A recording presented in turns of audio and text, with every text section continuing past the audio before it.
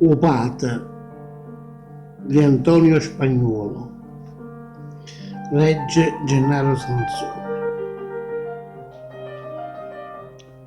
Tenevo 60 anni e io furficiavo, pareva un uomo che non serviva più.